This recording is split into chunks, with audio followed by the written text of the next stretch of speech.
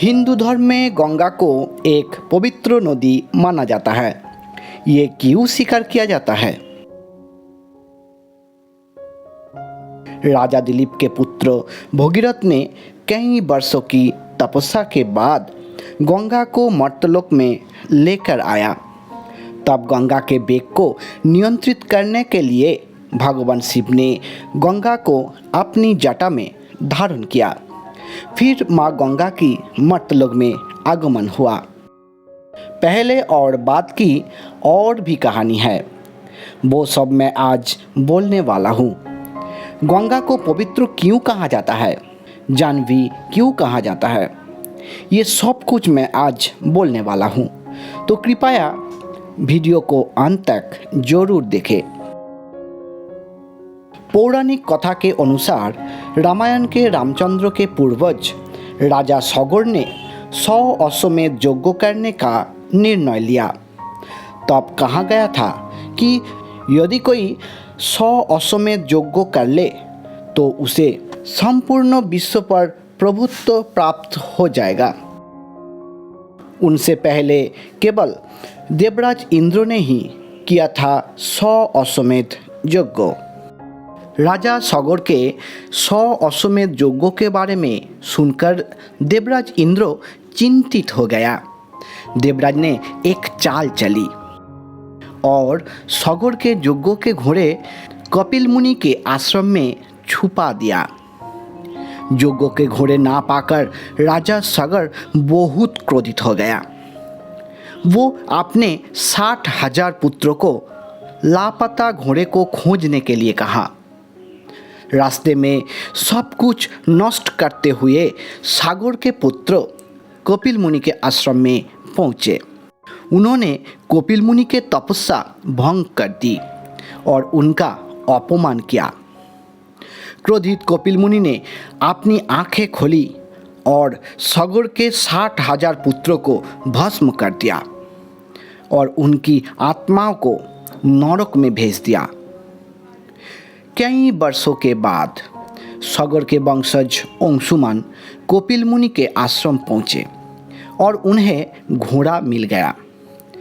तब अंशुमान कपिल मुनि को प्रसन्न करने के लिए उनकी सेवा करने लगी।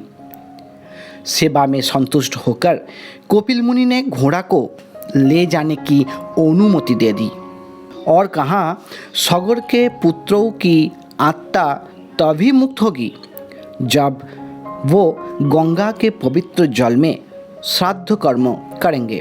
तब अंशुमान या उसका पुत्र दिलीप ने गंगा को मर्तलोक लाने के लिए तपस्या किया था, लेकिन नाकामयाब रहा।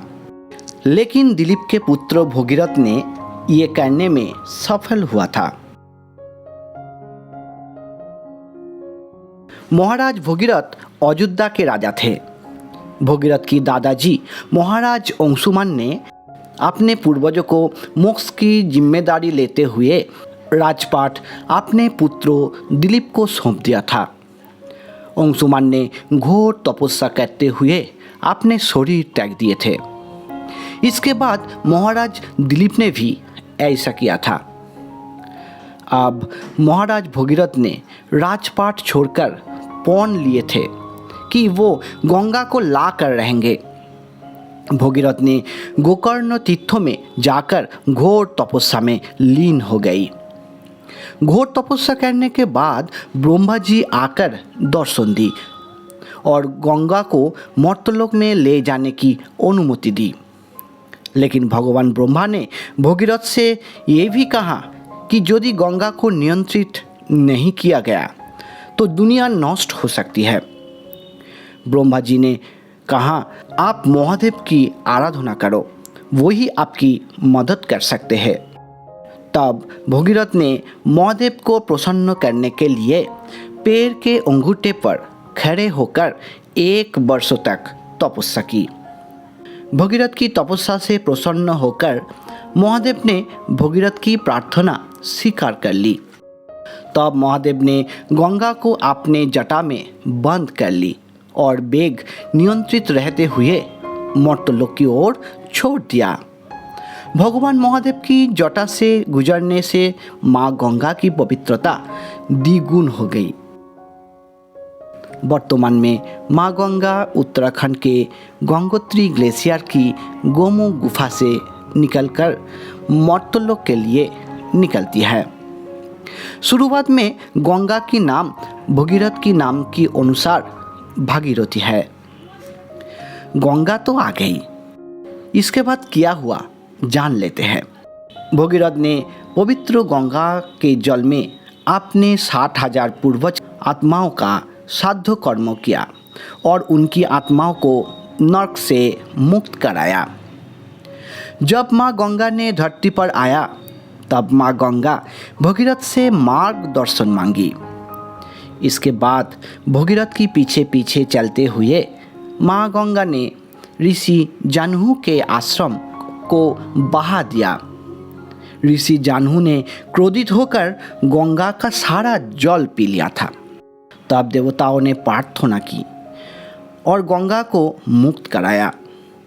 ऋषि जानहू ने अपना जंघा काटकर गंगा को मुक्त कर दिया था, इसलिए गंगा का दूसरा नाम जानवी भी है। हिंदू मान्यता के अनुसार कलियुग के अंत में गंगा भी सरस्वती नदी की तरह सूख जाएगी, तब पुनः सत्ययुग की प्रारंभ होगा। मैं आज की कहानी यही समाप्त कर रहा हूँ। मैं जल्दी एक नई दिलचस्प कहानी के साथ वापस आऊँगा।